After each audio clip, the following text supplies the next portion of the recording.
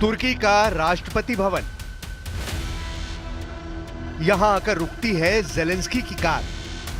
बाहर उनका स्वागत करने के लिए तैयार हैं तुर्की के राष्ट्रपति अर्दोआन। बारिश हो रही है और ज़ेलेंस्की ना भीगे, इसके लिए अर्दोआन छाता लेकर कार तक पहुंचते हैं। एक ही छाते के नीचे गर्मजोशी से मिलते हैं दोनों लीडर। दोनों साथ साथ एक छाते के नीचे राष्ट्रपति भवन के एंट्री गेट की तरफ बढ़ते हैं।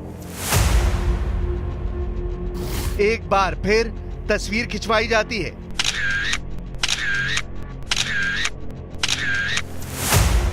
ये वो फोटो है जिसे देखकर पुतिन को बहुत तकलीफ होगी।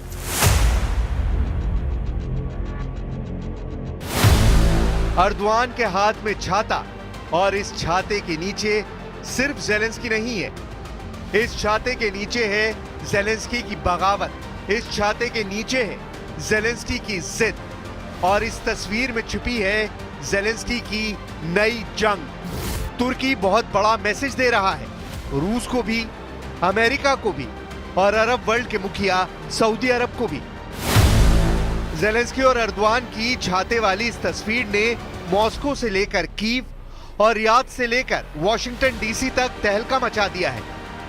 जब यूक्रेन में युद्ध तेज हो रहा है, पुतिन वो खतरनाक जंग लड़ने के लिए और ज्यादा तैयार है।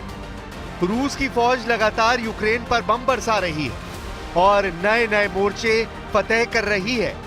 जब कुर्स्क और डोनेस्क सबसे बड़े वॉरफ्रंट बन चुके हैं, जहां गोले बारूद की हुकूमत है और रहम और जान बख्शने वाला कानून खत्म हो चुका है, तब यूक्रेन को बचाने के लिए नेटो की सेनाएं यूरोप का मोर्चा मजबूत कर रही हैं, क्योंकि फ्रांस, ब्रिटेन और जर्मनी को इस बात का पता चल गया है कि पुतिन अब नेटो का धुआं धुआं करने को तैयार है। पुतिन ने अपनी डिक्शनरी से सीज फायर वाला शब्द मिटा दिया है, और अब पुतिन ने यूक्रेन को पूरी तरह रौंदने के बाद यूरोप की तरफ आंख गड़ा दी है।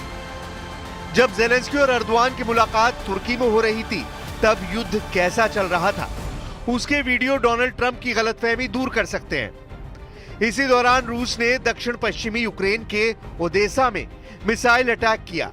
वहीं ज़ेलेंस्की का काउंटर अटैक रूस के समारा में सिजरान रिफाइनरी पर हुआ, जहां यूक्रेन ने ड्रोन से खतरनाक हमले को अंजाम दिया है। यानी ज़ेलेंस्की को तुर्की से बड़ा हौसला मिला है और यूक्रेन का युद्ध रुकने का नाम नहीं लेगा। इस बात की गारंटी ज़ेलेंस्की से भी मिल रही है, और पुतिन तो पहले ही बहुत ज्यादा हमलावर है। यूक्रेन और रूस में हुए ताजा हमले रियाद में हुई अमेरिका और रूस की मीटिंग के बाद हुए हैं। यानी पुतिन और ज़ेलेंस्की दोनों ट्रंप को साइलेंट मैसेज दे रहे हैं। मैसेज ये है कि युद्ध वो अपनी शर्तों पर रोकेंगे। इसी के बाद ज़ेलेंस्की ने अर्दोआन के साथ सीक्रेट मीटिंग की। ज़ेलेंस्की ने साफ कर दिया है कि रियाद में हुई बैठक के कोई मायने नहीं। रियाद में अमेरिका और रूस के विदेश मंत्री मिले, तो ज़ेलेंस्की ने अंकारा पहुंचकर अर्दोआन को गले लगा लिया। ज़ेलेंस्की बताना चाहते हैं कि जिस युद्ध को शांत करने के लिए यूक्रेन को शामिल ही नहीं किया गया, उस युद्ध की आग जलती रहेगी। Я переконаний, для України, для нашого регіону і для Європи принципово, щоб будь-які перемовини щодо закінчення війни відбувались не за спиною у ключових суб'єктів, яких зачіпають наслідки російської агресії.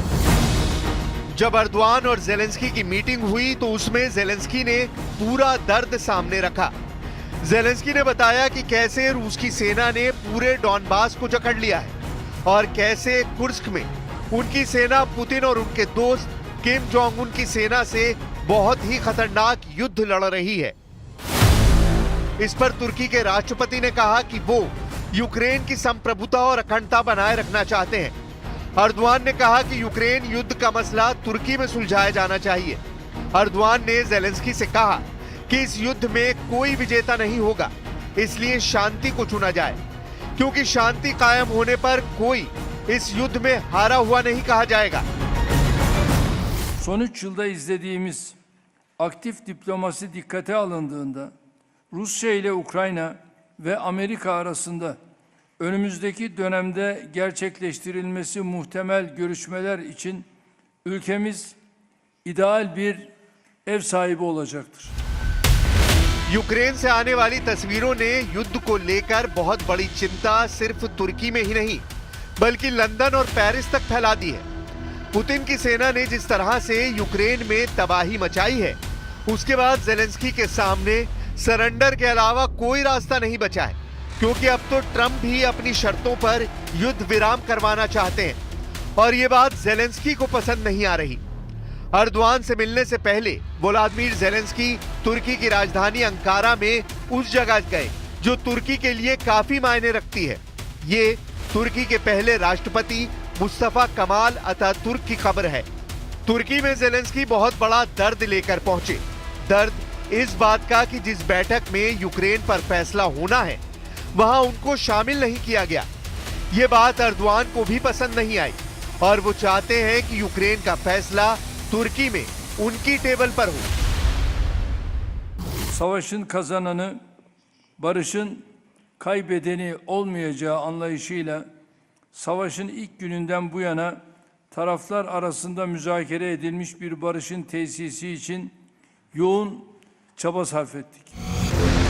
जेलेंस्की को पता है कि अर्दवान कुछ कर सकते हैं, इसलिए गाड़ी से उतरने और एक ही छाते के नीचे अर्दवान के साथ राष्ट्रपति भवन की सीढ़ियां चढ़ने तक और इसके बाद मीटिंग हॉल में से लेकर अर्दवान से अकेले में मिलकर जेलेंस्की ने बड़ी शिकायतें की हैं। उनकी डिमांड बहुत साफ है, जिससे सवाल उठता है कि क्या जेलेंस्की को अब डोनाल्ड ट्रंप पर यकीन नहीं रहा। जेलेंस्की चाहते हैं कि शांति वार्ता में यूरोपीय संघ को शामिल किया जाए, तुर्की को शामिल किया जाए और ब्रिटेन भी हो। यानी रियाद में अमेरिका और रूस की बैठक को जेलेंस्की ने पूरी तरह खारिज कर दिया है।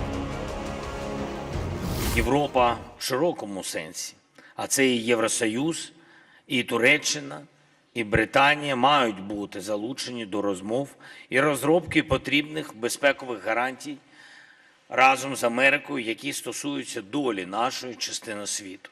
Війна триває у нашій частині світу. पुतिन के युद्ध के खिलाफ जेलेंस्की इसलिए बहुत टूटा हुआ महसूस कर रहे हैं क्योंकि यूरोप से सिग्नल नेगेटिव मिल रहा है। ओडेसा और खार्किव पर गिरने वाली हर मिसाइल के साथ जेलेंस्की को इस बात का यकीन हो चुका है कि डोनाल्ड ट्रंप ने पुतिन के साथ बड़ी डील कर ली है। डील ऐसी जिसका सबसे बड़ा नुकसान यूक्रेन को होगा।